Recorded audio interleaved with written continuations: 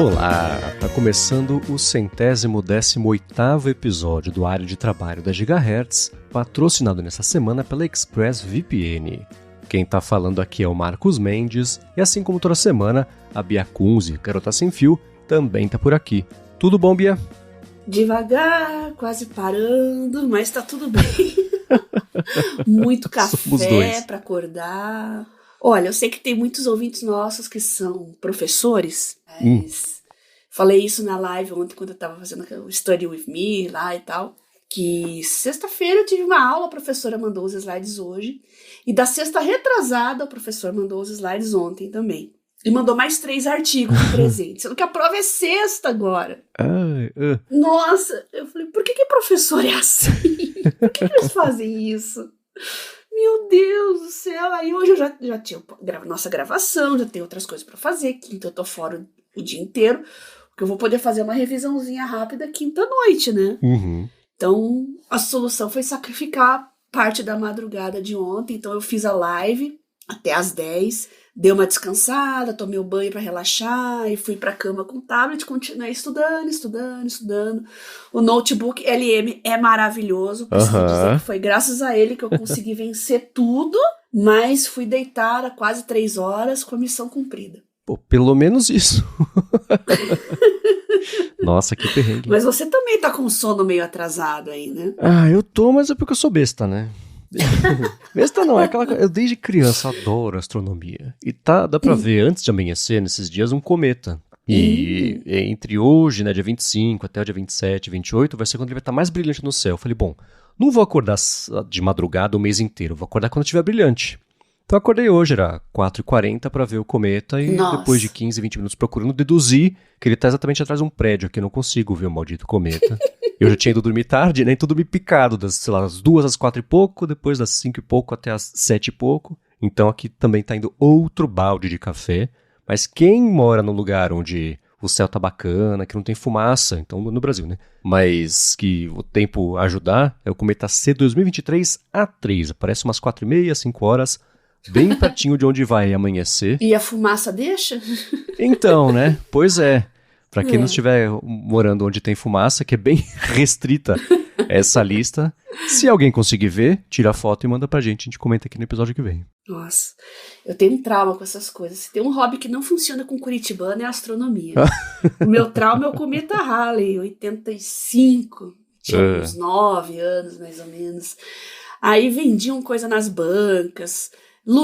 Ganhei uma luneta, nossa, foi uma festa, eu e meus amiguinhos e tal, vamos ver o cometa, ninguém conseguiu ver nada, não tinha céu pra isso, sempre nublado, foi traumatizante. Putz, a solução foi ver pela TV. Bom, falta pouco, 2061 vai ser a próxima passagem dele, vamos ver se não em Curitiba, né? Muito bem, vou começar aqui com os follow-ups em relação aos últimos episódios. E eu não sei se é o ouvinte ou a ouvinte, mas Gabu mandou aqui, falou que lembra que a gente comentou num dos últimos episódios sobre um app de podcast que deixava você criar, citar partes, né? Que era uma coisa meio... Ele tinha sido feito para isso, eu vou deixar o link na descrição de novo.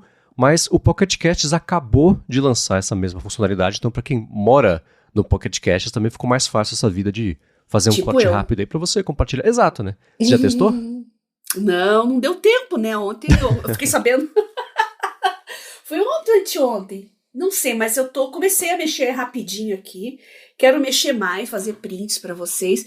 Mas foi engraçado, porque o Gabu mandou a mensagem e no mesmo dia, algumas horinhas antes, assim, eu já tinha visto, até printei, assim, né? Novidade e tal. Falei, nossa, que legal, né? Vou comentar isso no podcast, com certeza, né? Então, os ouvintes aí que são usuários do Pocket Cast já estão ligados, já estão sabendo.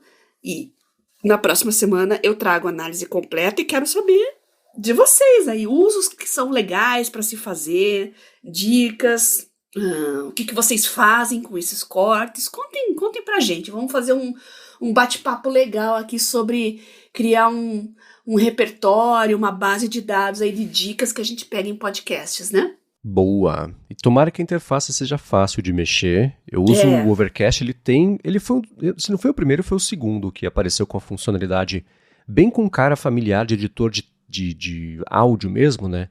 E aí, então, você tem a timeline ali, que você vê o espectro das ondas, etc. Você fala a partir de onde você quer começar, até onde vai. Ele tem diversas opções de formato, né, de proporção. Então, o wide, né, retrato, paisagem, quadrado, para diferentes redes sociais, com ou sem o logotipo até dele. E aí você pode compartilhar com o link também daquele episódio específico. Mas é tão complicado de mexer. Então, vamos ver se essas outras funcionalidades são mais simples em outros aplicativos. E se alguém encontrar um jeito mais eficiente, é bom que os outros apps geralmente se inspiram nisso, né? E todo mundo vai evoluindo meio junto aí. Mas comentem com a gente como que vocês dão uso para isso. Como eu dou, geralmente, escutei um negócio bacana e quero compartilhar, é isso, né? 5 minutos depois de mexendo ali, eu consigo compartilhar um áudio de 30 segundos. Mas é bom que ajuda. É um jeito, né, de você tornar um podcast, tentar ser tão compartilhável quanto um vídeo do YouTube, por exemplo, né? Que o YouTube é centralizado, é o YouTube.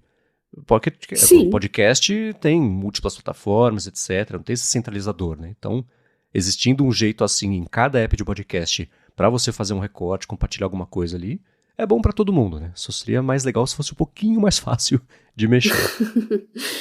Não é tão intuitivo, né? Exato. Agora, a gente comentou semana passada sobre o alerta, né, de perda de arquivos do OneDrive. Sim. E o Renato Donat já passou 2 vezes por problemas assim.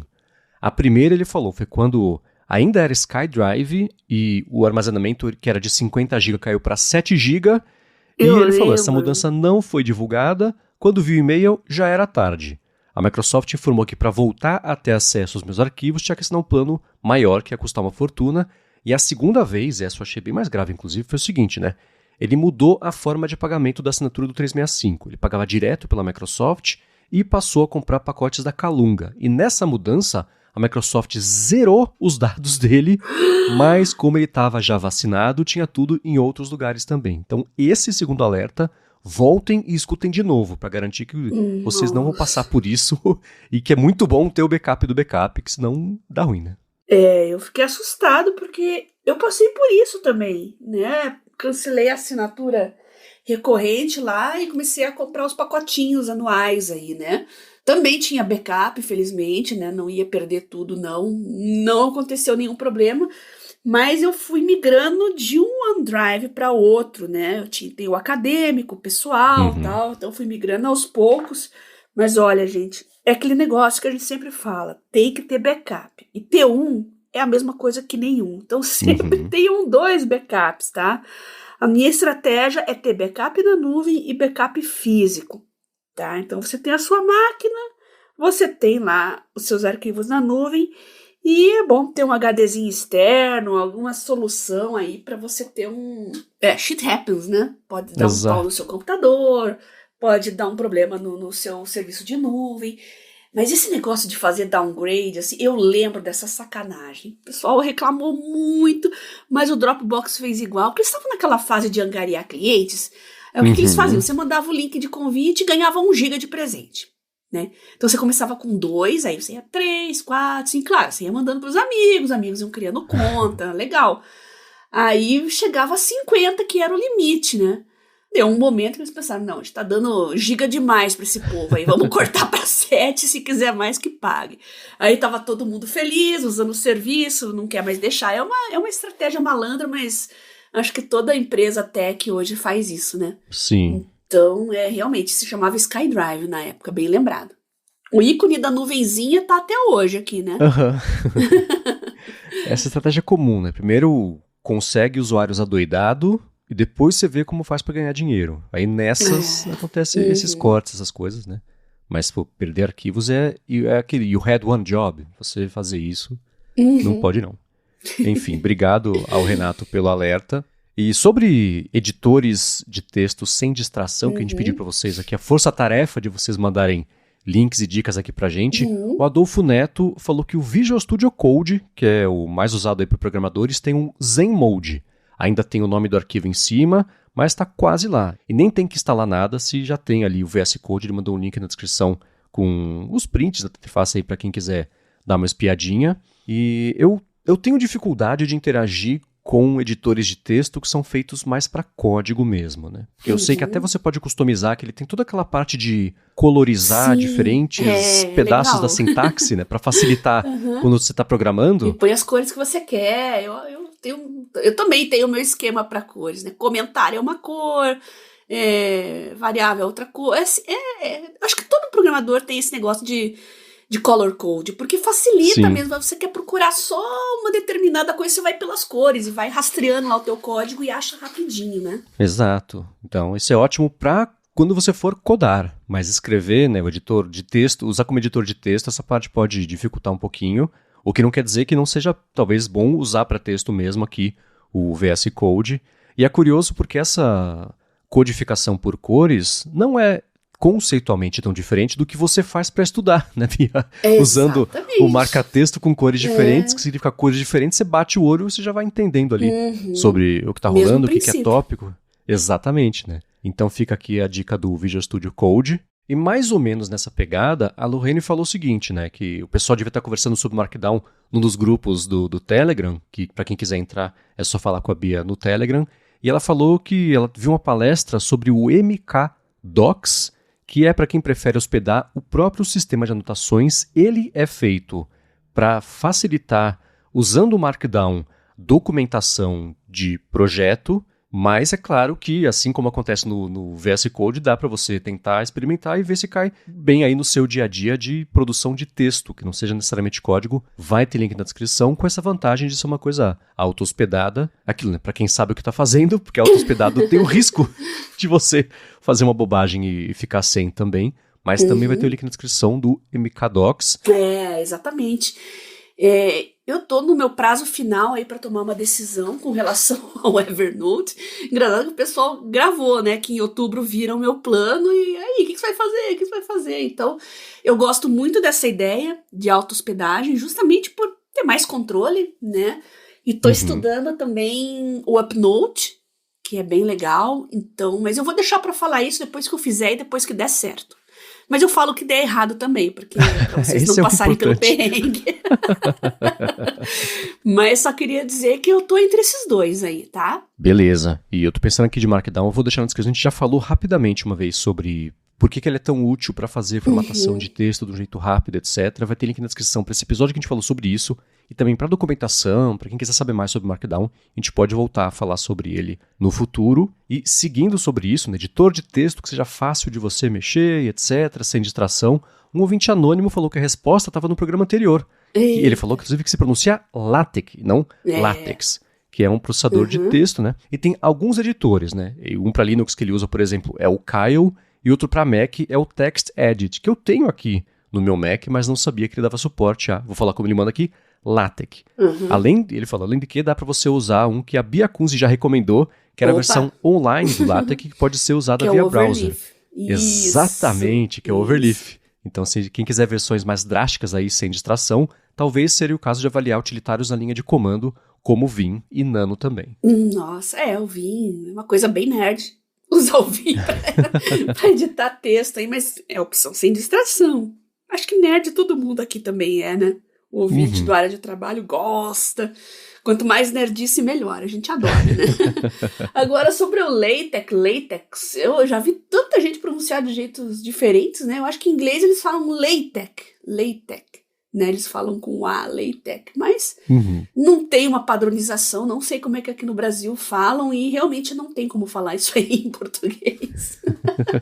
Mas fala LaTeX, LaTeX todo mundo entendeu, LaTeX. Pronto. Se a gente falar LaTeX, a hora que a pessoa quiser procurar, não vai conseguir encontrar. Porque né? Então, joga no Google lá. Provavelmente a primeira opção que vai aparecer é o Overleaf, que é só você criar um login ali, acabou, você já está usando, né? E todas essas versões aí, vários aplicativos que o pessoal recomendou aí. Se você gostar, vale a pena instalar e ter na sua máquina. Boa, e obrigado, ouvinte anônimo, por esses feedbacks em sequência aqui. Agora, o Fernando Cruciani, a gente comentou semana passada que queria uma alternativa ao Note Shelf, agora que ele estava voltando a usar o iPad, e parecia que o app tinha parado no tempo.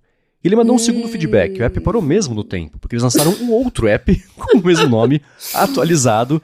E ele fala, testei praticamente todos, e a gente comentou, botou muito link lá, e ele falou, fiquei com o Note Shelf. No fim eu percebi que estava usando o app antigo e tem o novo, que a gente mandou no link, então tá aí. A solução pro Note Shelf velho era o Note Shelf novo. Tem alguns aplicativos, né, que conforme o sistema operacional vai evoluindo, vai mudando, o hardware vai mudando, não adianta você ficar remendando com updates, né? Então, às vezes o negócio fica pesado, fica complicado, o jeito é fazer um do zero, e foi o que o pessoal do Note Shelf fez, porque acho que ele é o primeiro, ou um dos primeiros aplicativos de notas para iOS. Eu lembro que eu tinha no iPad mini, primeiro iPad mini, primeira versão. Então voltem no tempo aí, olha só quanto tempo faz, né? 2000 e... Que ano Nossa, que é o primeiro iPad mini? 12? Eu tô pensando em 13, mas talvez esteja 13. século. Então, eu usava o Note Shelf nele. Não tinha caneta ainda, mas eu usava uma da Evernote, que era Bluetooth. Não são as canetas de hoje, né? Quebrava um galinho. Era mais divertido do que prático, né? Mas o Note Shelf era bem legal, e bom saber que ele continua aí, não parou no tempo, só fizeram uma versão mais aprimorada. Pois é, e follow-up tempo real, 2012, o primeiro iPad mini. Então, foi por aí, 2012 ou 2013. E legal que vocês estão usando o Note Shelf, o GoodNotes é o que todo mundo fala, tá inundado no YouTube, mas é bom a gente ver as opções alternativas também, né? O Note Shelf é uma delas. Tem o Nebo, que eu queria que vocês testassem e me contassem se é legal, porque eu já vi algumas pessoas elogiando. E tem tantos, né? O Notability, esse eu cheguei a testar, eu gostei muito na época também, por causa do sistema de pastas, de organização, assim, é uma coisa mais... Como é que eu vou dizer assim? Mais Mac, mais Windows, assim, sabe? Não tão iOS, o sistema de organização de pastas. Claro que respeita todo o sistema da Apple, você não tem um sistema true ali de acesso a arquivos. Mas a forma como ele organizava as suas coisas dentro me chamou a atenção, que era sisteminha de pastas, assim, dentro dele. Então ficava muito organizadinho. E tem muitas outras opções aí, né? Eu acho que a gente merece fazer uma avaliação do Apple Notes também. Eu vou deixar essa missão pro Marcos, né? Para vocês, ouvintes que têm iPad, porque agora a gente tem as novidades aí, né? O Notes está mais inteligente, né? Dá para fazer coisas com a caneta, coisas que não dava para fazer. Então, vocês que estão testando aí, que tem iPad, que tem a Apple Pencil, contem para nós, que eu tô bem curiosa. Uma das coisas mais legais é aquilo de você copiar, colar, digitar coisas e depois ele colocar com uma fonte parecida com a sua letra, para ficar tudo uniforme, né? Coisas que você copia digitado da web, ele transforma numa escrita cursiva, entre aspas, assim, imitando a sua letra. Eu vi isso rapidinho em vídeo, assim, achei muito legal, mas quero ver na prática se isso funciona mesmo ou se é só one more thing, essas coisas aí. Digam pra gente que iPad eu saí... Eu comento numa fonte que eu abri falência moral de entender o mercado de iPads, que todo ano tem modelo novo que é igual ao anterior, e todos entre si também são meio iguais. Todos têm a caneta, todos têm o teclado, aí tem o tamanho novo que eu penso, mas já não tinha esse tamanho, mas era do outro. Então eu desisti. Porém, para quem usa isso, tá no dia a dia no fluxo, ele segue sendo uma máquina bacana, uma máquina, enfim, né, vocês entenderam. E para quem usar mesmo ali o aplicativo de notas e tirar bastante proveito dele, comenta com a gente. Eu sei que uma das coisas mais poderosas que pintaram nos últimos anos aí é aquilo de você escrever com letra cursiva, à mão ali mesmo, ele já entender isso como texto, né, para ficar indexado. Também tem aquele negócio novo, que eles estão usando o machine learning para replicar a sua escrita na hora de você fazer um ajuste em texto escrito à mão. Você pede para, sei lá, ele resumir ou melhorar, etc., que vai ter com a ajuda ali das IAs que a Apple está colocando, ele vai mexer no texto como se você tivesse feito mesmo ali à mão. Super interessante. A parte de cálculo também, né? E isso vai ser também com base no que você escrevia ali com letra de mão. Enfim, né? Mas vamos ver como é que vai ser o desempenho disso. A promessa é sempre linda, né? No dia a dia mesmo. Vamos ver o que vai rolar. Mas para quem tá usando, tá no beta ou tá usando mesmo no dia a dia, comenta com a gente, que é sempre bom saber. Medir essa temperatura, né? Ver como é que tá. O que eu vi, assim, eu fiquei de queixo caído. Achei lindo demais. Fórmulas matemáticas também. Nossa, muito legal. E eu fiquei de postar lá no grupo, no Telegram, os meus usos no app de anotações de IA, no caso a Galaxy AI, nos meus aparelhos, aqui no caso o meu smartphone, né? Tô devendo pra vocês, desculpem não ter postado, é porque tava pra sair a 6.1.1. Eu tava morrendo de medo de postar um vídeo e ele ficar obsoleto no dia seguinte, né? Então eu falei, não, tá pra sair mesmo? Aí sai amanhã, e não sai, não sai. Aí saiu ontem. Já tô animada, terminando de gravar o podcast aqui, eu já vou dar uma fuçada nele, preparar aí pro nosso podcast semana que vem e já dou umas pinceladas lá no grupo do Telegram, mando uns prints e uns videozinhos, uns clipes pra vocês, tá bom? E já dou as dicas, né? Como é que eu faço pra estudar com AI em app de anotações, tá bom? Maravilha. Agora, seguindo aqui, falando de IA e produtividade, o Thales falou o seguinte, que eu tenho usado uma IA para auxiliar em reuniões, que tem funcionado muito bem, que é a Fathom. Vai ter link na descrição. Ele falou que tem uma configuração simples e, entre aspas, ele participa da reunião para depois mandar um resumo completo, inclusive com as tarefas aí de cada participante para o e-mail de todo mundo. Ele falou que por lá tem auxiliado muito e funciona para o Google Meet, para o Slack e para o Teams também. Eu vou deixar o link na descrição aqui. Eles falam que é de graça para sempre. Aí me acende uma luzinha de alerta, vamos ler os termos de uso, política de privacidade, para entender onde estamos colocando as nossas reuniões com dados sigilosos e confidenciais e proprietários, etc. Joga o teu chefe no servidor deles, aí você vê o que vai acontecer. Seu chefe falando. Mas eu não quero tirar aqui como é bacana o Thales ter mandado essa dica pra gente, porque a gente que é jovem há mais tempo, a gente já viu essas coisas darem errado, o que não quer dizer que a plataforma esteja pisando na bola, mas vale a pena ficar de olho. E como funcionalidade, como ele próprio disse, super poderoso. E no site, além dessas funções todas, eles falam que dão suporte a 28 idiomas e tem mais um monte de plataformas que eles dão suporte. Então tem o Notion, para a turma do culto do Notion, tem o Todoist, para coisas da Salesforce também, que tem aquele monte de solução corporativa e coisa assim. Então ele parece ser extremamente poderoso com esse foco em dar suporte a necessidades corporativas, o que é um nichão, né? E é muito interessante, vale a pena, eu acho, dar uma espiadinha para conhecer. Fathom, vai ter link na descrição. Legal. Eu já tinha visto um app desses que eu não me lembro o nome, mas a pessoa que estava na reunião comigo, não sei se era um bot, o que foi pelo Teams, e ele avisou, olá, estou registrando a reunião pelo app papapá, conheço, aquela propagandinha assim, né, do bot, né? Então, é interessante você avisar as demais pessoas nas reuniões que de alguma maneira aquilo está sendo registrado e tal, né? É uma postura ética, digamos assim, né? Não, acho que não era esse, era algum outro. Devia ser o Otter, que é o mais famoso deles. Isso, muito bem lembrado. Não cheguei a experimentar, eu salvei aqui, mas como não tô mais tanto em reunião, eu tô meio que de férias do Teams agora, graças a Deus. Cansei do Teams e pelo menos até o final desse ano, assim, não tem nada previsto, né? Terminei o MBA, os meus projetos de trabalho também encerraram, né? E na faculdade mesmo, assim, não tem nenhuma disciplina que tá usando o Teams esse ano, pra minha desgraça, né? Depois eu conto porque eu tô sofrendo. Porque no Teams os professores jogavam todas as aulas lá e ficava lá previamente. Agora eu tenho que toda aula ficar implorando pra mandar por e-mail. Que estresse, gente. Eu nunca pensei que eu ia sentir falta do Teams, mas eu tô... pro Teams acadêmico eu tô com saudade, viu? Fathom, já achei aqui e vou dar uma olhadinha com calma. Muito obrigada pela dica aí e vale a pena testar, Thales. Valeu. Boa. Agora, sobre aquele comparativo de transcrição do episódio 115 que a gente pediu para vocês mandarem pra gente o mesmo episódio para todo mundo ter essa base, né? E mandar pra gente quanto tempo levou, com que hardware, etc. Pra gente ajudar o pessoal aqui a tentar sacar, diferenciar entre hardwares. O Marcelo Santino, ele próprio é uma fábrica de benchmarks. Ele usou 4 Macs diferentes para fazer a transcrição com o Mac Whisper, usou o gratuito mesmo em português aí. No MacBook Pro 2023 dele, com o M3 Pro, o processador de 18 GB de RAM, variou entre 1 minuto e 21 até 2,53, dependendo do modelo ali, do tamanho do modelo em português.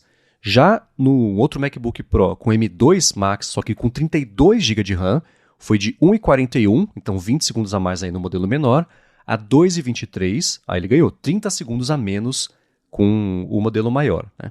Aí com o MacBook Air com M2 só com 8 GB de RAM, é engraçado porque o modelo menor e o médio deu o mesmo tempo, 2,23 e o maior dentre esses três deu 5 minutos, e um MacBook Air de 16 GB com M1, o modelo menor levou 4 minutos, até o maior que levou 7 e 5.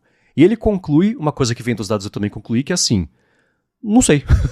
Ele falou, difícil dizer que a memória, qual memória fez diferença, né? Porque com todo esse embasamento científico, ele conclui que o teste foi inconclusivo, né? Porque deu dados aí meio para todos os lados. Então, o mais potentão deles todos ali, o mais devagar foi 1 minuto e 21. Por outro lado, se você pegar um que tem de uns 2 anos para cá, levou 2 minutos e pouquinho, né? Então, não é uma diferença. Tudo bem, é o dobro? Mas ainda assim, não é para um negócio de 1 hora. Transcrever em 2 a 5 minutos é meio parecido, né? Pois é. Olha só, às vezes você investe em hardware sem ter uma certeza, assim, né? A gente quer quanto mais melhor, né? A gente quer o máximo de RAM, a gente quer o chip mais novo, enfim. E no fim das contas, assim, não percebe um desempenho tão grande. Às vezes só a placa de vídeo sozinha, por exemplo, ela já tem a memória dele. Às vezes a gente acha que precisa de mais memória extra e tal, mas o que você tem, você não vai perceber uma grande mudança. Então, esse teste do Marcelo aí realmente é o que prova isso, né? Nem tudo que reluz é ouro. Já dizia Robert Plant.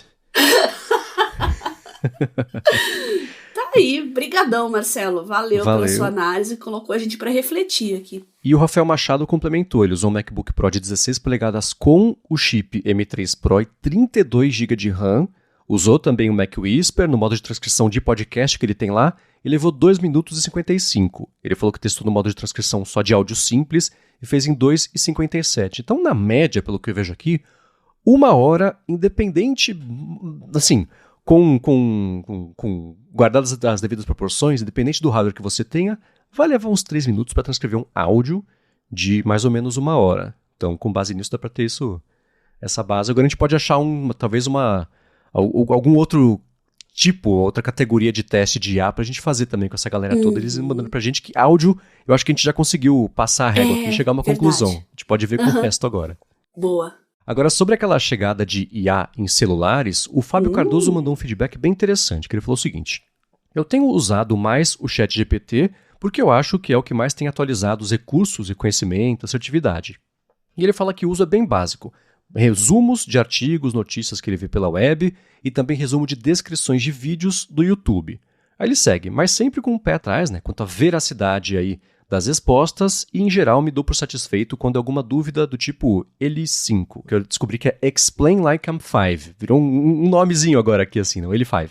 E ele fala, às vezes eu recorro a textos da área de saúde, que é a minha área, para saber se ele está viajando muito ou não, né, para ter uma noção de como é que está o modelo, mas aprendi muito com as dicas que a gente deu aqui sobre direcionar as perguntas pelo que ele é capaz de fazer e saber filtrar dados incorretos, né? Usar a ferramenta para o que a gente já está descobrindo que ela é eficiente e não querer fazer com que ela faça o que ela não ia fazer desde o começo, porque aí não tem jeito mesmo.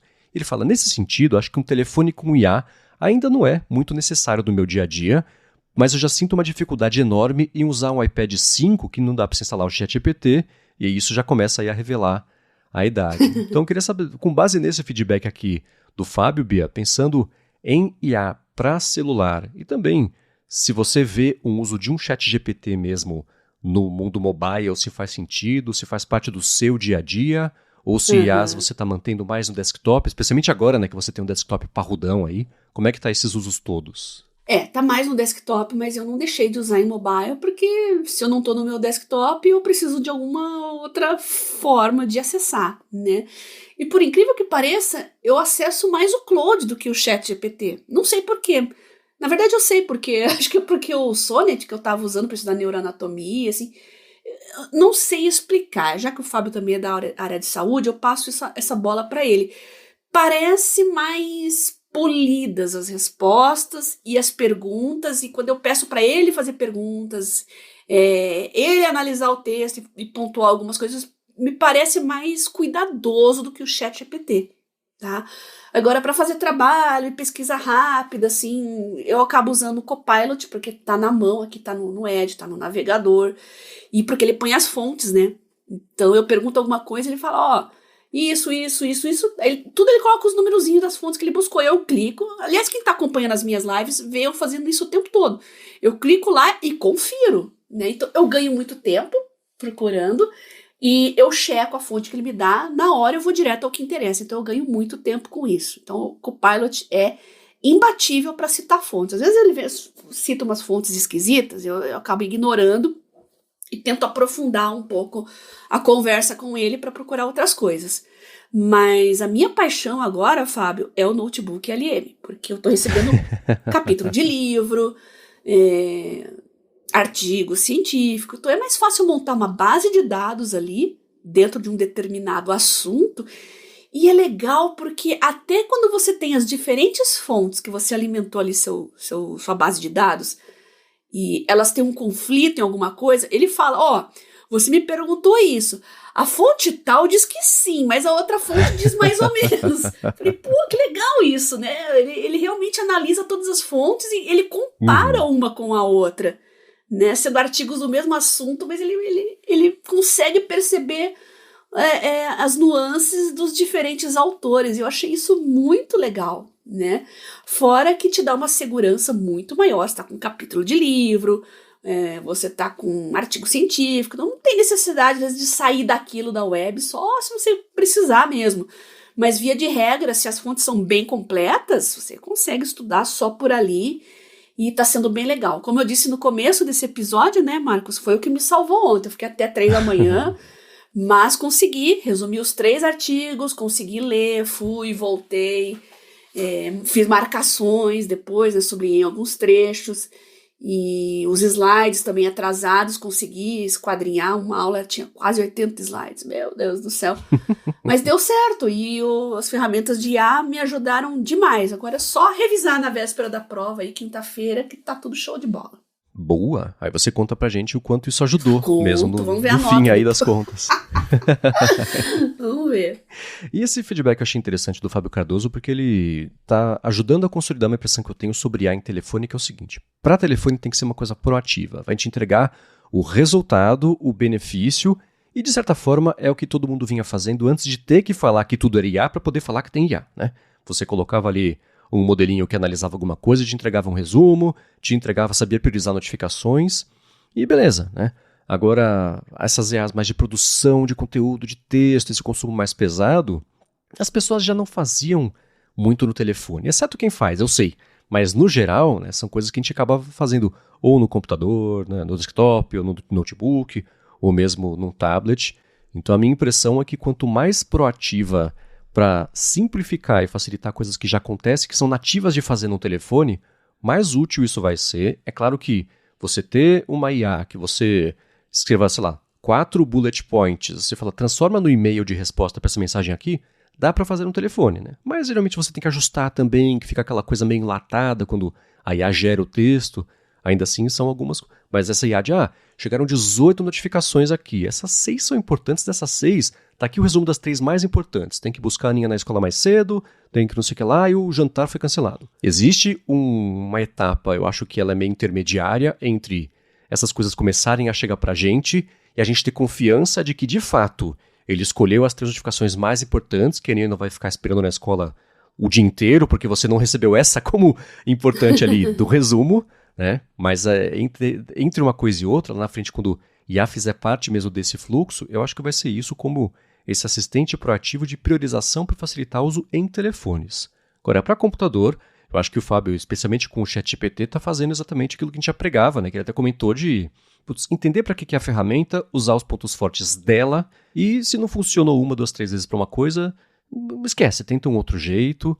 Mas o que o Fábio mandou de fluxo dele é isso aí, e consolidou essa impressão que eu tinha sobre o uso de IA em telefones especificamente. Muito bem. E só para responder a galera, então, eu dei uma checada nos meus dispositivos aqui. No desktop eu uso de tudo um pouco, né? Mas em mobile, basicamente aqui eu tenho um atalho para o Claude, né? Um atalho do navegador, não estou usando o app, não sei porquê. Não tem app? Tem, né? Tem sim. Tem. Eu acho que eu esqueci de instalar. É o Claude, o Bing, que tem o Copilot, né? E a Galaxy AI, que eu vou fazer uns clipes para vocês aí, tá?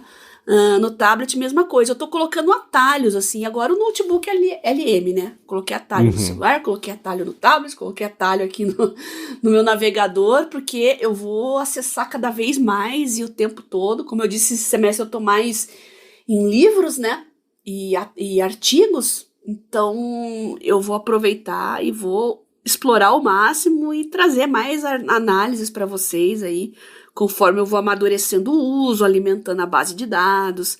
Vamos colocar ele à prova, né? Colocar ele para funcionar.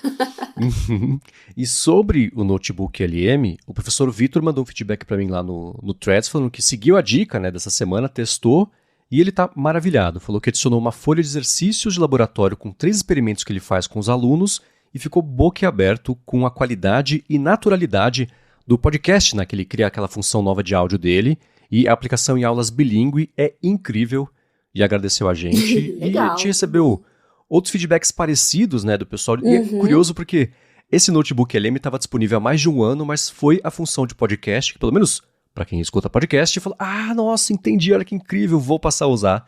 E tá sendo bacana ver o pessoal descobrir as outras funções junto disso, e também essa função específica que todo mundo que testa tem a mesma reação, né? A Bia ficou sem palavras semana passada, o professor Vitor boquiaberto essa semana, então bem bacana. Eu esqueci de colocar esse áudio lá no meu canal, eu vou colocar hoje. Eu mandei em privado para algumas pessoas, né? E alguns até me retornaram assim, pera, mas esse é o áudio gerado por IA?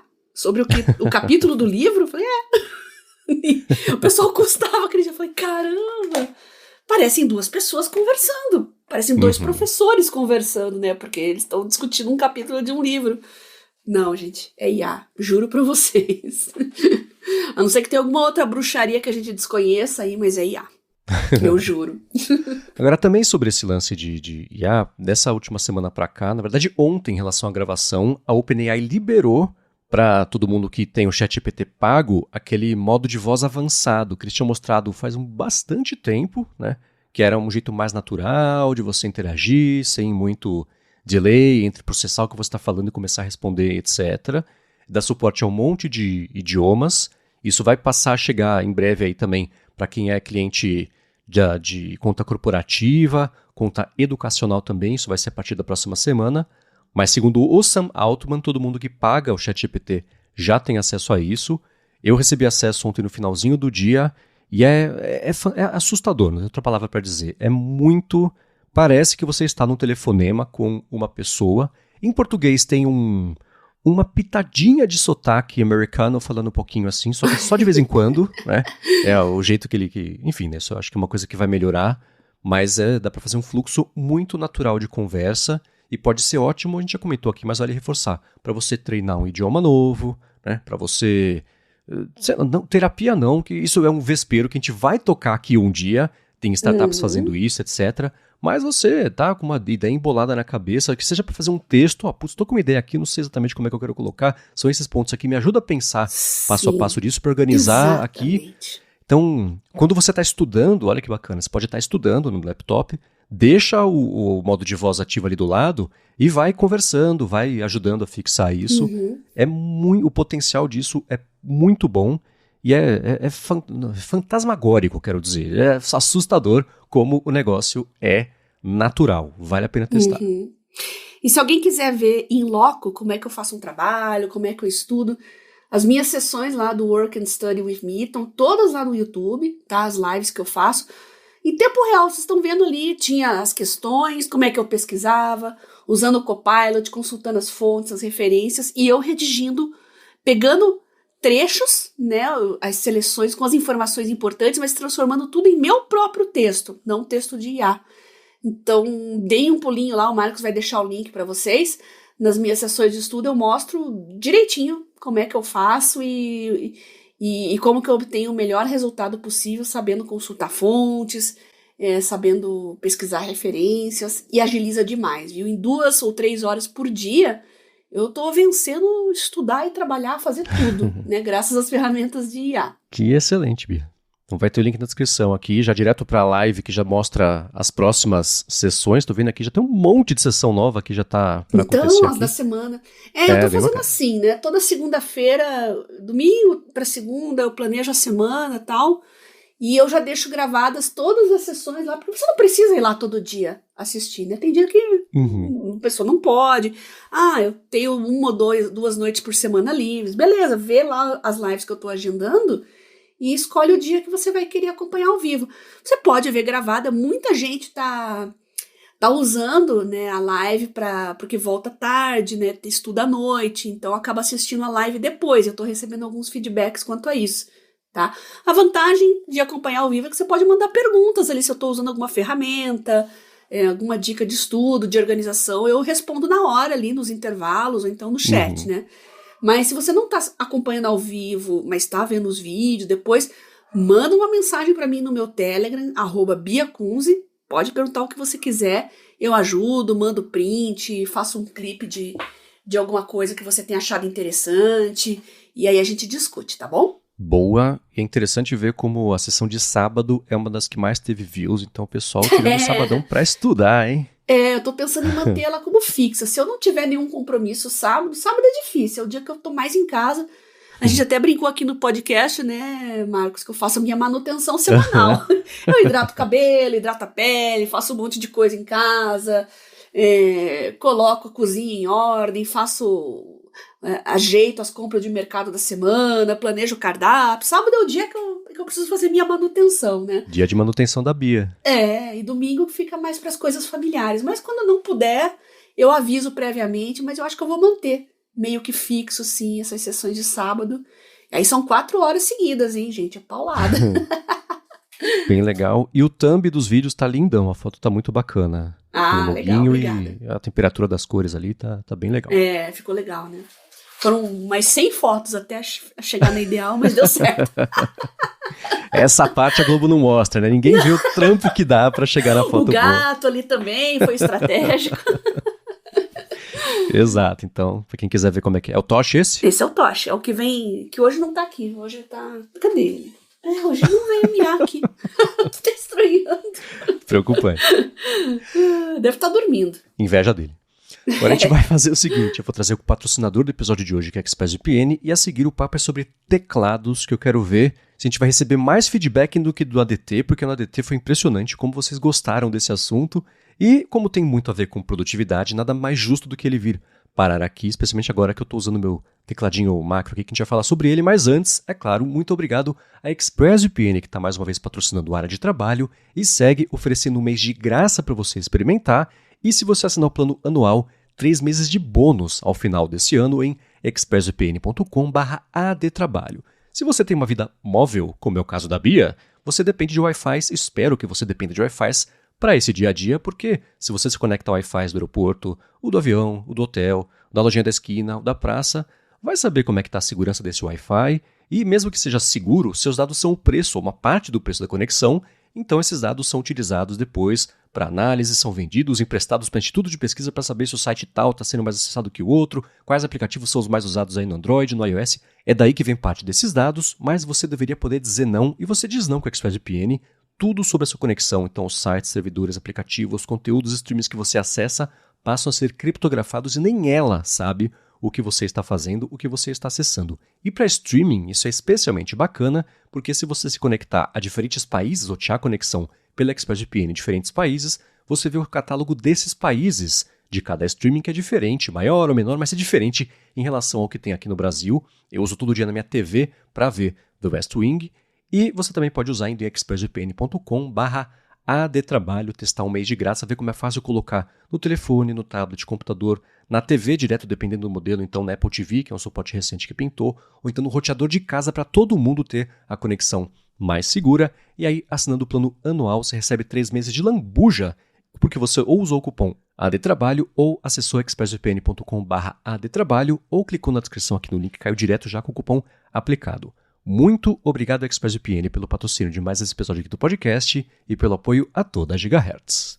E mesmo que você seja safo em navegação, segurança, é uma opção interessante colocar lá no seu roteador para proteger a sua família também, que não tem o mesmo nível de malícia que você já tem em experiência na web. Então, fica a dica aí de colocar lá no seu roteador. E uma coisa que eu gosto muito, Marcos, é de ver documentários, né? Eu gosto da Magellan TV, que nem tem no Brasil, né? Você não consegue nem acessar o site, aliás. E eu descobri que tem muito vídeo no YouTube que aparece, se você mudar de país também, com documentários na íntegra, assim, coisa que nem aparece quando você tá no IP brasileiro. Então, a quantidade de coisa que não chega pra gente aqui é realmente colossal. E para quem gosta de documentário, então, como eu, fica a dica aí. Assine ExpressVPN e tenha acesso a um mundo de informações que você jamais teria de outra forma. Muito obrigada ao pessoal da ExpressVPN por patrocinar a área de trabalho. Obrigado. E vamos lá. A gente comentou na semana passada que ia falar sobre esse meu uso de teclados aqui. E já o Adolfo Neto, ele mandou um pré-follow-up, na verdade, que ele pensou assim, pô, vocês falaram de teclado, eu fiquei pensando, alguém deve ter feito já um tecladinho estilo BlackBerry para Android. Ele procurou e achou. Se chama Blueberry. É um tecladinho Bluetooth que você pode acoplar ali na parte de baixo do telefone, tanto Android quanto iOS, na verdade, por ser Bluetooth, né? E aí tem até um pop socket que você consegue juntar ali para segurar, mais confortável e tudo mais. Eu vou deixar na descrição o link que ele mandou de um usuário chamado Drexel Macintosh fazendo o review dele e mostrando a gente brinca que é a clack clance ali do teclado, o jeito bem BlackBerry mesmo de você fazer os atalhos para poder puxar um arroba, uma coisa assim, e integração disso já com aplicativos que a gente usa todo dia. Tem até um que ele está usando, ativa o Copilot da Microsoft pelo aplicativo lá do Copilot para Android usando o teclado. É bem interessante. Isso me lembrou que saiu faz uns 2 meses, um projeto eu acho que é só para iPhones, chamado Clix. O site é clix.tech. Nossa, e muito ele legal. Tô olhando lindo, aqui. Né? Lindo. É uma capinha teclado com... Você vê que as teclas também são meio... Sabe, parece umas pequenas bolhas assim, né? Que pelo menos visualmente é bem satisfatório mesmo de usar, né? E ele tem... Bom, vai ter o link aqui na descrição. O problema é o preço, né? Esse Clix custa $140, pesado, né? E esse outro, o Blueberry, custa $41. Então, para variar, as coisas de iPhone acabam sendo mais caros mesmo, só por quê? Né? Mas ainda assim, esse mercado de teclados de hardware, seja Bluetooth, seja por outros métodos aí para telefones, parece que também encontrou um nicho aí que está disposto a pelo menos experimentar. Eu achei muito bacana os dois, tenho curiosidade de testar. Bem legal mesmo. E você falou tudo, Marcos, é nicho, por isso que é um pouco mais caro também, né? Não tem escala suficiente para baratear e fornecer no mundo inteiro, né? Mas eu achei interessante que no site que ele dá um destaque assim, free your screen, né? Então você vai liberar a sua tela, você tem mais área de tela também quando você libera o teclado para usar um físico ali. E é muito legal, me lembrou um Nokia dos velhos tempos, assim. Mas é muito bonito, muito refinado, assim, gostei mesmo. O Clix é show de bola. Quem tiver curiosidade e caso compre, tá fora do Brasil, e conta pra gente depois, manda foto, comenta. Tenho curiosidade de ver como é que é o hands-on no dia a dia disso aí. Sim, eu também. E o legal pelo menos desse Clix, ele parece ser retroiluminado. Então tem um botãozinho embaixo ali, tem um espaço, tem o Command, tem o Tab, etc. E do lado tem o do globinho, né, que o pessoal usa às vezes para chamar emoji, coisa assim. E tem lá o ícone de você fazer a retroiluminação, né. O único problema é que você abre, acho que um pouco a mão da mobilidade, até portabilidade, porque nos dois casos, bom, é um teclado físico a mais ali. Fica maior, né? Mas ainda assim não vai caber no bolso, mas para você tirar ali, sacar rapidinho da mochila, colocar ali para digitar um texto mais comprido, se for, tá no ônibus, tem que fazer um pedaço do trabalho porque é onde dá tempo mesmo, usar um negócio desse pode ser mais útil do que o teclado digital, que até hoje eu não sei digitar. Eu erro tudo, graças a Deus tem autocorrect, porque senão, nossa senhora. Não, é muito bonito mesmo, até entendo o preço alto dele, realmente ele é muito legal. Tem para vários iPhones aqui, desde o 14 Pro Max, 15 Plus, 15 Pro, 14 Pro, 15. Não tenho 16 ainda. Questão de tempo. Né? Então, esse é o risco. Na verdade, assim, deve ser o pesadelo de fábrica de capinha. Né? Mudou um negocinho, pronto, tem que fazer um modelo totalmente novo. Tudo bem que custa nada, mas de nada em nada, a parte de operação fica ruim, né? Então, você comprou esse teclado, vai trocar de iPhone e talvez tenha que comprar um novo também, se você passar a depender dele. Mas é uma ideia interessante, né? Bom, vai ter link desses dois, na verdade, aqui, tanto do Blueberry quanto do Clix na descrição. Agora, sobre o teclado que eu comprei, é o seguinte, né? Lá no ODT a gente passou a falar sobre os macropads, chama isso teclado macro, cada um dá um nome para isso. E o Guilherme Rambo comprou um que ele achou interessante, e chegou, e o acabamento era legal. Eu falei, então tá, eu comprei exatamente esse mesmo. E eu tentei configurar na época quando chegou, eu não consegui, porque eu sou bem tapado para esse tipo de coisa. E depois de muito tempo ele encostado ali, eu falei, quer saber? Tá aqui um caso perfeito de uso para o ChatGPT. Vamos ver se ele me ajuda a configurar a parte de programação e terminal, instalar pacote, etc. E funcionou. E agora que funcionou, o uso que eu estou tirando disso é muito grande. Melhorou muito um monte de aspectos e de etapas e passos que eu faço aqui na hora de editar, por exemplo, os podcasts, coisas do tipo trocar rapidinho o input, o output, na verdade, se vai no fone de ouvido, se vai direto nas caixinhas de som aqui do meu Mac. Então o que acontece, né? Esse teclado aqui, ele usa um sistema programável, ele vem com o padrão dele, mas o padrão é assim, ele tem é um grid, eu estou usando ele aqui num grid de 3 linhas de teclas com 4 colunas. Então são no total aqui 12 teclinhas e tem 3 botões giráveis, são os knobs aqui, que até o Nilson Santos me ajudou, ele chama potenciômetros, eu vou falar do feedback que ele mandou. Então a gente tem aqui essas 12 teclas, os 3 botões que giram e além disso existe o que eles chamam de camadas, que é o seguinte, a camada 1 eu posso configurar essas teclas e os botões que giram. A camada 2, eu posso configurar essas mesmas teclas e botões para coisas diferentes. E tem a 3 ainda por cima, que permite fazer isso aí. Então você multiplica por 3 o tanto de atalhos que você pode colocar. E aí pode ser o seguinte, estou usando o Photoshop, cadastrei um monte de atalhos aqui na camada 1. Se eu for usar o Audition, eu cadastro atalhos na camada 2 e eu passo a usar o Audition com os atalhos, etc. E esse específico que eu comprei, ele tem tanto USB-C quanto o Bluetooth também. Eu estou usando para o Bluetooth para ter um cabo a menos aqui na mesa, né? Porque vida sem cabos é vida, né? E o acabamento dele é super bacaninha. Ele é simples, mas bem bacaninha.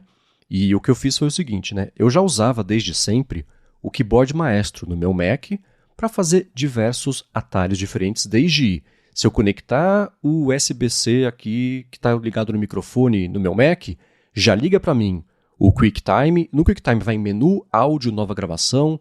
Já abre aqui o meu programinha do Shure, né, do microfone Shure, para poder acompanhar o ganho, o mute, etc.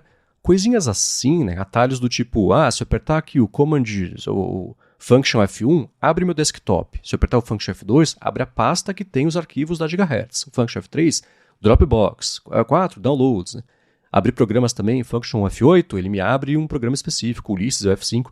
Então, ao longo dos anos, eu fui me habituando a ter esses atalhos. Isso faz parte, é como o meu Mac funciona, não é atalho customizado. Se não está isso ligado, está quebrado o meu Mac. Né?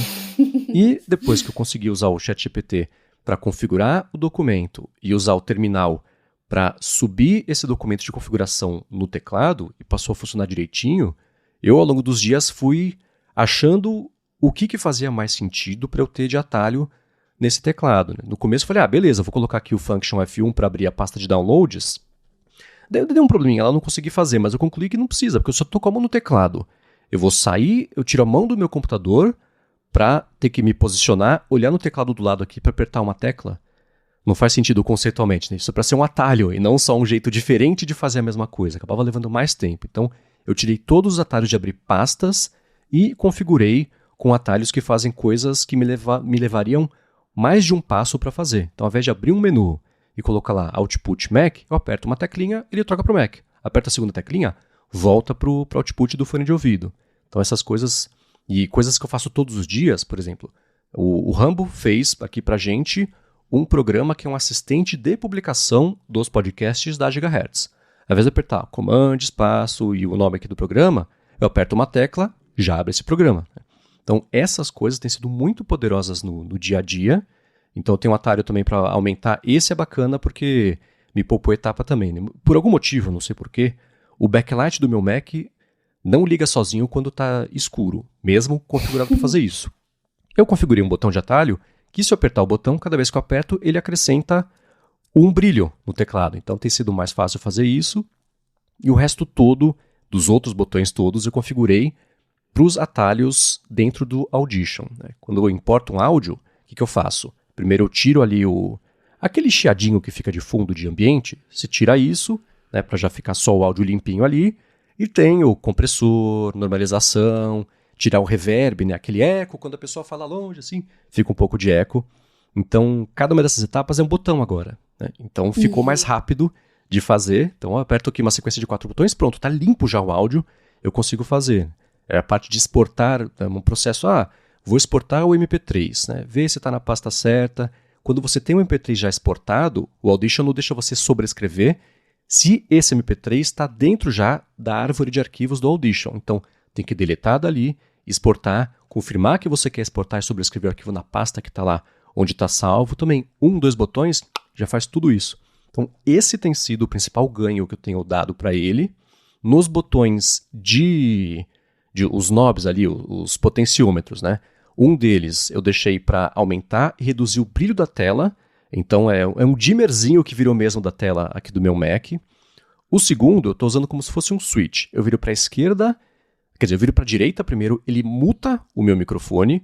Viro para a esquerda, ele desmuta o microfone, que é um atalho que tem sido mais rápido do que eu com o mouse aqui achar, né, trazer o programa para frente, apertar o botão que faz isso.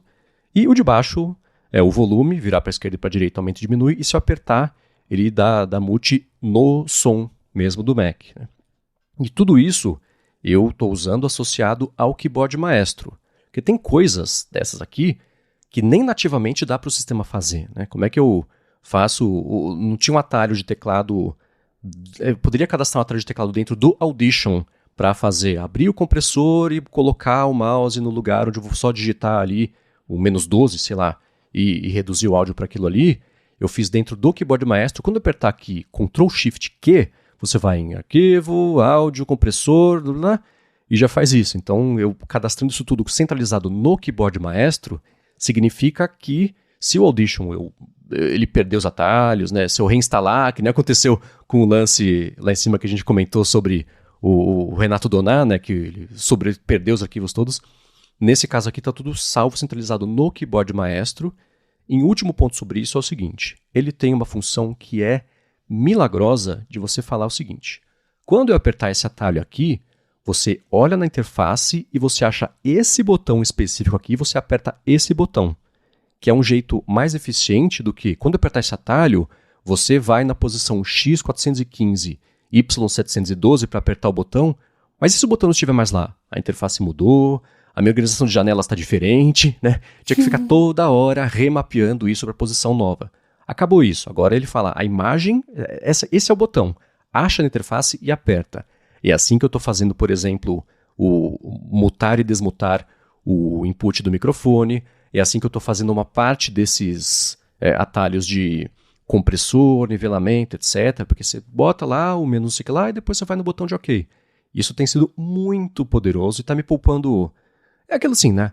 A cada vez que eu ativo esses atalhos, me poupa 3 segundos. Mas uma coisa que eu faço múltiplas vezes por semana, por meses e por anos, já deixa mais eficiente essas pequenas etapinhas do trabalho, o que é justamente, acho que é literalmente uma das coisas mais que a gente pode falar aqui, que é de produtividade. Eu ainda cada vez que eu uso, eu repenso, ou que eu faço uma coisa repetitiva, eu falo, acho que isso aqui podia ser um atalho, hein? Exato. Agora eu já tô com os 16 ocupados, com os 12, enfim, né? Ocupados aqui. Qual que eu posso abrir mão? Agora 12 são poucos, né? Qual que eu posso abrir mão? Vai ter que fazer upgrade. Eu tô aqui na AliExpress e tô vendo que tem uns aí, bem... Já você tá com outro aí, eu tô vendo tudo. Tem as camadas, né? Daria pra ser... Mas eu quero simplificar, né? Eu não quero que... nossa, qual que era a camada? Era na 2 ou na 3? Já é uma coisa pra facilitar a vida, você vai complicar ela. Exato. Né? Então não, né? Então, mas usando isso aliado ao Keyboard Maestro, assim, destravou... Deveria, claro, né, ter feito isso muito antes. Eu vou deixar na descrição o link para esse específico, mas como a Bia tá vendo aqui no AliExpress, tem 1 bilhão de teclados com a quantidade diferente de teclas, com a quantidade diferente de potenciômetros, tem com luzinha, tem sem luzinha, tem uma coisa importante, né? Lembra que eu mostrei na semana passada a claque que cansa desse teclado? Eu não vou fazer agora porque ele tá ligado, eu vou ativar um monte de atalho aqui. Mas dá para você substituir as teclas que ele vem por teclas que você compre por aí, né? Uma coisa meio padrão. Então daria, se eu quisesse, para usar, sei lá, para facilitar a identificação visual, as teclas do Audition, eu comprar teclas roxas, porque o ícone do Audition é roxo, né? E daria para ir além e comprar a tecla com um íconezinho já, né? Então, sei lá, para abrir o Dropbox. Mais comigo. Então, né? Enquanto a memória muscular não vem, ia ser só bater o olho ali e fazer isso, né? Então, a gente vai falar já de teclados que que tem cada um é um LEDzinho, e você consegue configurar e customizar isso aí, mas esses mais básicos, e é básico como assim, custou 100, é o AliExpress, né? Gente, custa R$300, mas pra você sai por 100, hein, porque é a sua primeira compra, não é? É a milésima, tudo bem, finge que a primeira vai custar 100, te manda pra sua casa. Então dá pra comprar por um preço relativamente barato, e eu recomendo demais pra todo mundo, isso tem ajudado muito aqui, me deixa mais feliz de fazer as coisas e trabalhar agora, só porque eu sei que tem um atalhozinho que tá me ajudando. Nossa, muito bom. Esse não é o meu universo, eu não entendo de teclados, assim, mas, como eu te falei, eu tô aqui no site da AliExpress, como tem coisa para todo tipo de necessidade. É muito legal, você que é editor, com certeza tá entendendo isso que o Marcos está falando, né? Agilizar processo, né? E, nossa, isso aqui realmente é fantástico. Legal o lance das cores, isso me chamou mais atenção, customização de teclas, é uma coisa que mais me atraiu, assim, teclados mecânicos, né? Essa customização, deixar tudo com a sua cara, o seu jeito, até com o seu que você gosta, né? Pra mim foi uma novidade, quando eu fui escolher o meu aqui, assim, e agora? Qual barulhinho eu pego, né? Tem o mais barulhento, tem o mais silencioso, aí eu não conhecia nada, eu fui no meio termo, né? E já gostei. Agora, realmente, quem estiver experimentando outros teclados nesse estilo aí, teclados personalizáveis, teclados para designer, para editor de vídeo, editor de áudio, você que trabalha com isso, conte pra gente aqui que eu tô bem curiosa em descobrir formas diferentes de se usar e customizar teclados. E o Marcos vai gostar mais ainda. Ah, totalmente. E o legal, né, que dependendo do espaço que você tiver na mesa, você consegue... Tem um teclado que eu achei interessante que é o seguinte, são, sei lá, 7 ou 8 teclas numa fileirinha só. Então você consegue colocar na lateral, ou você tá no cantinho, na frente, atrás do teclado ali, fica uma fileira basicamente a mais de teclas. E a hora que você vai acostumando a fazer, né, isso é bem legal. E eu vou colar com foi um pré-feedback, um follow forward aqui, que foi mandado pelo Nilson Santos, que era sobre esse assunto, e o teclado que ele encontrou é parecido, né, os benefícios e até a parte de como funciona com esse aqui que eu falei, né. Sim. Que ele usou um Xing Ling genérico do AliExpress, mas achou o definitivo dele agora, que é premium tanto na construção quanto na funcionalidade. Tem 16 teclas, 3 potenciômetrozinhos e tem 4 camadas. Eu falei que tem 3, tem 4 camadas de você configurar até um mini LCD que mostra em qual camada que o Macropad está. Ele fala que considera esse produto um meio termo entre aquele Stream Deck, que tem aquelas teclas que eu falei, né, que tem cada uma, é uma telinha que você configura um atalho, coisas, um ícone, coisa assim, e Macropads genéricos do AliExpress, e o preço está por volta dos R$330, e por conta de impostos, custou R$450 ali para ele. O nome dele, que eu não falei, né, é o Doyle KB16-1, né? Vai ter, ele até mandou fotos dele, vou deixar aqui na descrição o link das fotos que ele mandou, e falou que não se arrepende, mesmo pagando 450 aí por conta dos impostos, porque tem uma qualidade bacana, o hardware, etc. E ele falou, já ia esquecendo, sobre a principal vantagem dele, que ele suporta VIA e QMK, que é justamente o que eu falei sobre você usar um documento, um arquivo, para subir nele no firmware e ajustar quais são as funcionalidades, né? Dá para fazer isso direto, tem programas específicos, e ele falou que com isso dá para você ir no nível de configuração mais avançada do mapeamento das teclas, até fazendo reprogramação de firmware mesmo, que é o que eu acabei fazendo aqui com o meu, né? Ele falou, meu desafio agora é fazer o potenciômetro, aqui o dimmer principal, funcionar como Command Tab no macOS. Parece que tem como, mas como eu falei anteriormente, vai ser para você entrar na programação do firmware usando o QMK, mas parece que tem como, e eu vou falar para ele, cara, keyboard maestro, porque isso é exatamente o que eu fiz aqui, né? Quando eu apertar o atalho Command Shift, estrela, soco para frente, meia lua, você aumente um nívelzinho do brilho. Aí eu coloquei esse atalho no teclado. E ele, quando eu uso o atalho do teclado, ele ativa o keyboard maestro, que ativa o brilho, é um passo a mais que ele faz, mas resolve isso, né? E isso abre para infinitas as combinações de teclas que você pode fazer para fazer coisas específicas, né? E um benefício maior é o seguinte, no keyboard maestro, ele tem acesso à configuração de atalhos do sistema que não ficam associados a atalhos de teclado. Por exemplo, mudar o input para o microfone, quer dizer, o output para o para caixa de som ou para o meu fone de ouvido são funções nativas do Mac que ele ativa sozinho. Eu não preciso cadastrar um atalho que faça isso. Então pode pular umas etapas aí. Então soa complicado. Na verdade é um pouco complicado. Pode ser meio, sei lá, overwhelming nesse começo absorver isso tudo.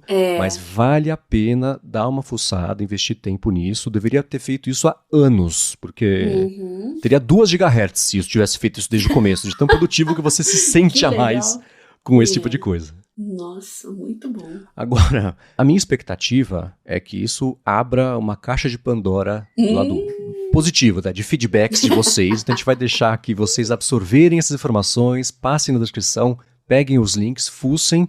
E eu tenho certeza que esse vai sendo as categorias infinitas de feedbacks eternos que a gente recebe, cada uma mais interessante que a anterior, com jeitos criativos que vocês vão usar no dia a dia, que não tem nada a ver com como eu usei, que pode conectar aí na cabeça de mais um monte de gente. Então mandem pra gente esses feedbacks, pra gente ir todo mundo aprendendo junto aqui. Que nem os podcasts, os apps de compartilhamento de áudio, todo mundo aprendendo meio junto a otimizar isso aí. Agora, pra encerrar o episódio de hoje, eu vou trazer a pergunta que o Lucas Campos mandou pra gente, que foi a seguinte.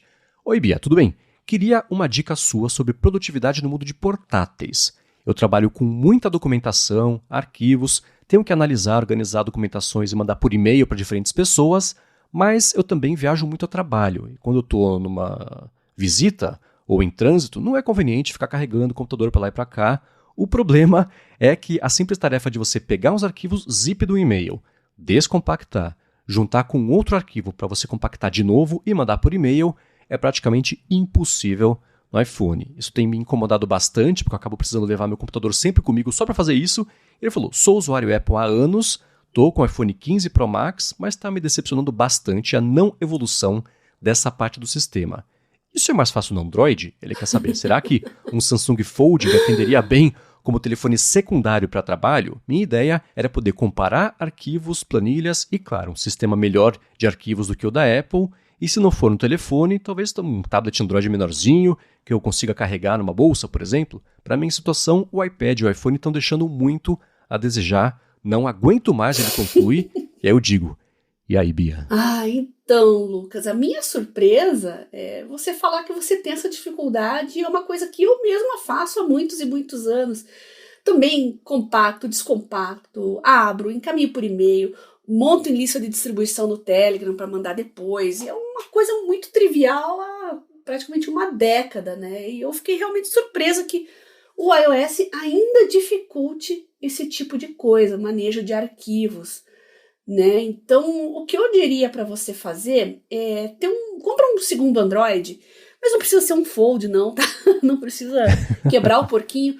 Até porque uma coisa que me incomoda no Fold, não sei como é que isso tá agora, mas quando eu mexi no 4, Fold 4, não me lembro agora, assim, os apps mais famosos usufruem bem daquela tela, mas os mais desconhecidos, assim, o desenvolvedor não se deu muito ao trabalho de deixar adaptado, né? Não tem demanda ainda. Ainda está crescendo esse mercado de dobráveis, está galgando espaços. Então, acho que você vai sofrer um pouquinho. Eu acho que começaria por um Android básico, talvez um da Samsung, né?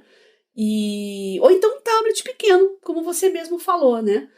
E faça um teste, veja se realmente é o que você quer fazer, tenta fazer as coisas de trabalho que você não está conseguindo num portátil para substituir o computador que você está tendo que carregar e conta aqui pra gente depois se você notou alguma diferença. Mas no Android você vai achar muitos apps de gerenciamento de pastas, de organização. Eu estou falando especificamente da Samsung, porque o gerenciador de arquivos dele já tem integrado ali o gerenciador de arquivos nativo dele, que integra com discos virtuais, dá para você até plugar pendrive, acessar arquivo de pendrive. Talvez você tenha que comprar um cabinho aí, mas é 10, 15 reais. E você consegue até acessar pendrives a partir do dispositivo móvel. Então, faça esse teste com um dispositivo mais simples, mais baratinho. Para começar, veja se não é o caso de talvez você ter um segundo smartphone para poupar essa trabalheira de carregar computador só para ficar mexendo com documentação, compactando, descompactando, né? O que eu vou sugerir para ele, né, é uma coisa que eu sei que não é a solução, mas pode ser a solução para alguém que não esteja disposto ou disposta a trocar mesmo, etc. existem os atalhos do iOS. É chato de mexer. Isso nasceu como um projeto paralelo de fim de semana de um pessoal numa hackathon que deu tão certo que a Apple acabou comprando a empresa e fez o Atalhos. E você consegue encadear sequência de tarefas para você disparar a partir de algum lugar do sistema, num aplicativo, uma tela de compartilhamento, etc. Isso que ele quer fazer, dá para fazer com os atalhos, mas é chato, é complicado, né? Então, como ele tem, tem a parte de arquivos, o files.app do iOS, que é super chato e confuso de mexer, ele tá certíssimo em falar, cara, essa parte no iOS é um inferno, é mesmo, né? Dá para ele fazer. Isso pode ser um bom caso de uso de estudo para ele mesmo. A ChatGPT me ajuda aqui a fazer um atalho do iOS que me faça abrir um arquivo, descompactar um zip, juntar com outro, zipar de novo. Dá para fazer, mas é pentelho. Então, aí tem que ver o custo, o benefício, o orçamento, quanto ele quer que alguém resolva para ele o problema, e alguém diga Samsung, que já pode dar um suporte maior a isso, você acabou de falar sobre como daria para explorar esse lado, ou se ele quiser isso como uma última tentativa, pode ser a solução, mas já vou antecipando. É pentelho, né? É meio cabeçudo, dá vontade de jogar o telefone na parede, quando eu mexo no atalhos é sempre assim, mas dá para fazer se você estiver disposto a suar bastante aí para chegar no resultado. Eu sugeriria você pegar mesmo um smartphone, um Android aí mais simples. Eu sugeri o da Samsung porque eu conheço bem os aplicativos nativos e eu sei que o gerenciador de arquivos e gerenciador de pastas e o OTG, né, que é o On The Go, funciona super bem até nos modelos mais simples, né? É para você testar mesmo, de repente só para matar essa tarefa aí, já vai resolver, né?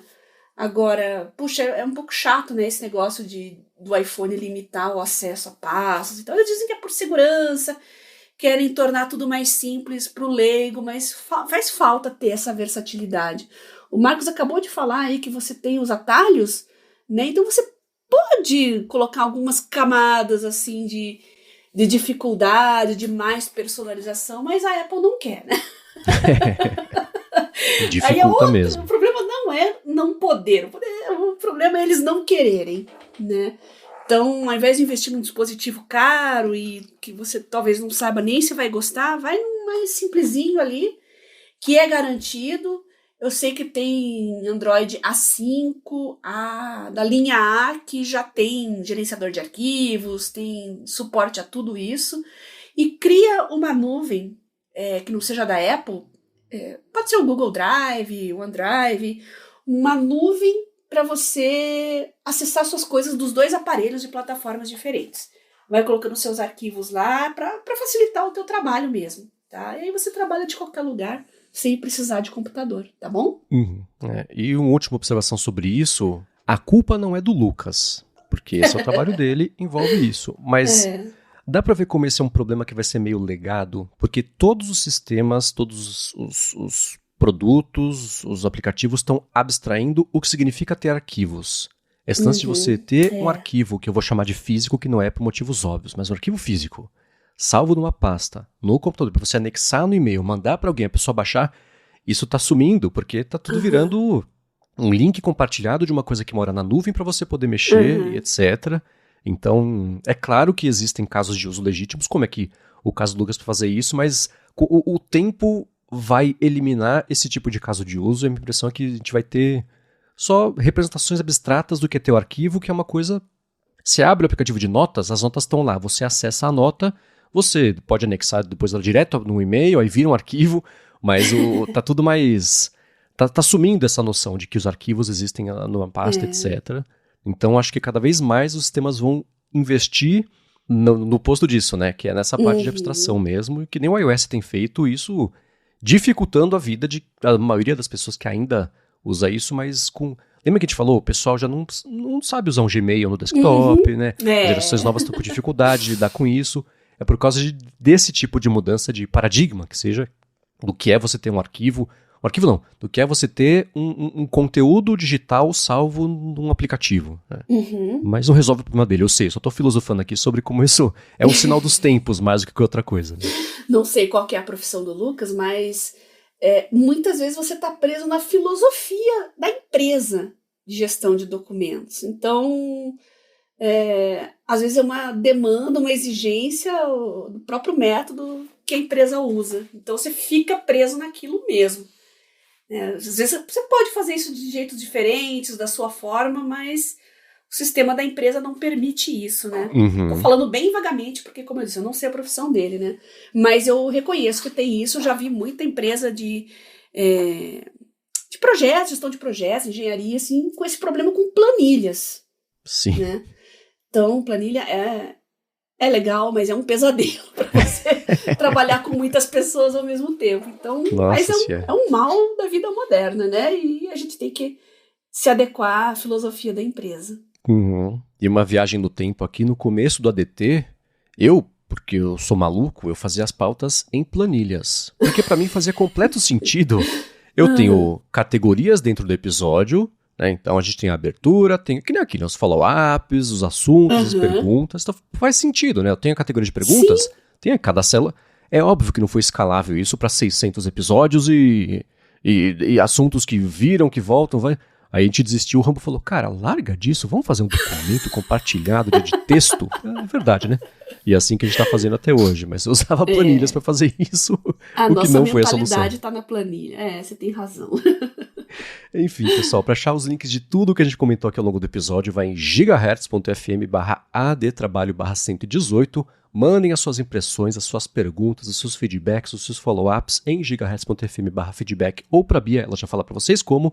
Quero agradecer aqui a ExpressVPN pelo patrocínio do episódio de hoje, a vocês que deixam reviews, avaliações, que comentam e que recomendam uma área de trabalho para mais gente ainda poder descobrir e chegar aqui a acompanhar semana após semana como ter uma vida cada vez mais produtiva. Obrigado a você, Bia, justamente por isso, por ajudar a gente semana após semana a ter essa vida cada vez mais produtiva. Eu que agradeço você, Marcos, pelo convite para participar desse projeto incrível que é o Área de Trabalho, aos nossos patrocinadores que viabilizam ele e os nossos ouvintes que mandam dicas, sugestões, comentários, participam dos grupos e além de pautar a gente, também dão muitas dicas legais e formas diferentes de trabalhar, como o Lucas trouxe aqui pra gente, que vocês podem discutir aí essa dúvida dele também lá nos nossos grupos.